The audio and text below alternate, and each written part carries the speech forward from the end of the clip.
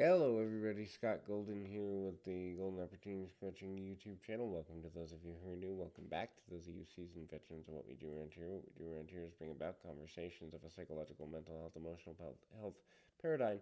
We do that as often as we can, usually several times per week. Hopefully, that's helpful to you. Things to look at as it relates to moving forward in our life lesson series. This is number 176, which is hopefully helpful to you.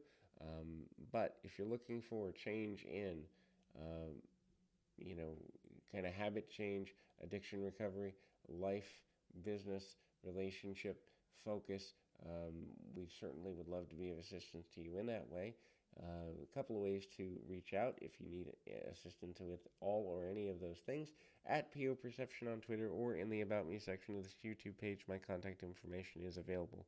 First thing you need to look at is looking at living life with as little fear as possible.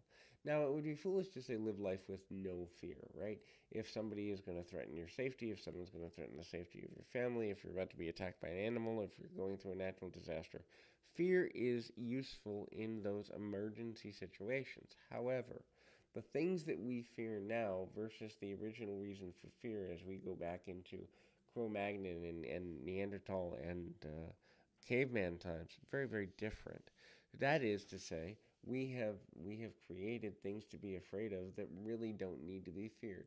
Yes, social anxiety is a real thing.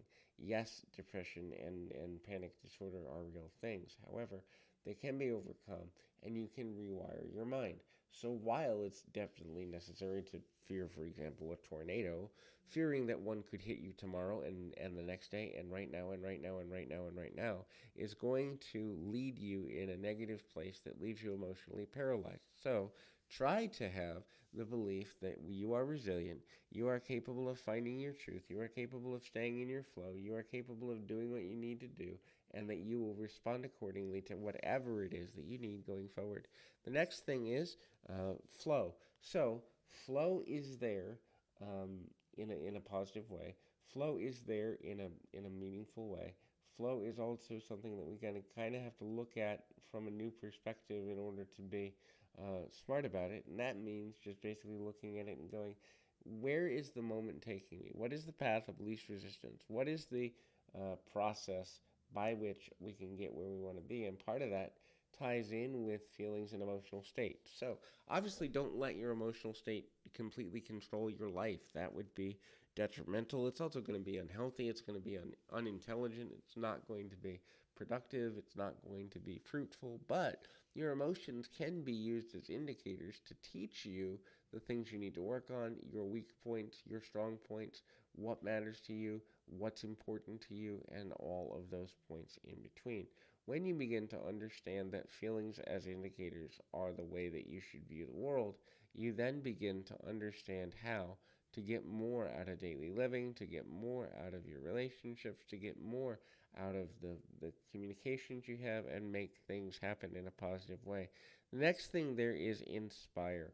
So when you exist to inspire others, and when you are willing to see inspiration as something that is meaningful for you to look for, but also meaningful for you to bring to others, you're also going to build relationships that have longer term value. You're going to build relationships that have a deeper mindset. You're going to build relationships that have a longer trajectory, and also accept and understand that some negativity is going to come into your life. It's going to come into your mind.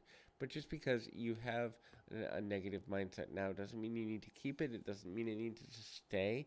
It doesn't mean you need to remain in it. It doesn't mean any of that.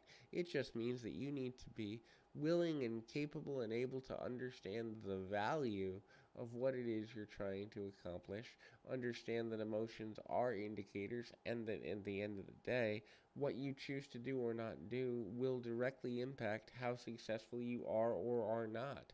So your actions have a direct correlation to your level of power, your level of intelligence, your level of focus, and your level of what it is that you're capable of doing, believing, being, becoming, and all of that. That can be super struggle based because at the end of the day, you are ultimately going to either burn out or get where you need to be in a really, tight way there. So hopefully this is helpful. I encourage you to keep your feet on the ground, your mind in the moment. Until next time, everybody.